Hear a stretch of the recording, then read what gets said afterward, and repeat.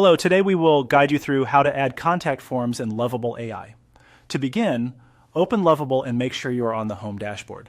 This is the main starting point where you can access your existing work and move into the project you want to update.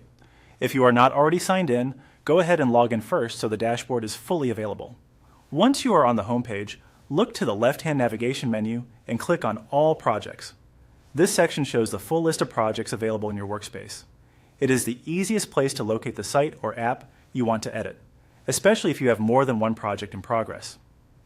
After the projects list opens, find and click on the sample project website. This will open the specific project where you want to add the contact form. Give the page a moment to load completely so all editing controls appear. It helps to wait until the interface is stable before making changes, especially if your browser is loading several design elements at once. Next, in the left panel, click on the text box. This is where you can enter instructions for Lovable AI to generate or modify content inside your project. Think of this area as your command space, where you describe what you want the platform to build for you. Being clear here will usually give you better results.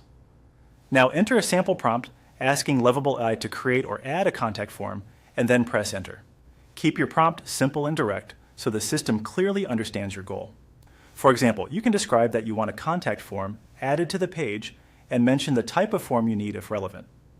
Clear wording can make the generated result more useful and reduce the need for follow-up edits. After you submit the prompt, Lovable AI will begin processing your request and updating the project. Depending on the complexity of the page, this may take a few moments.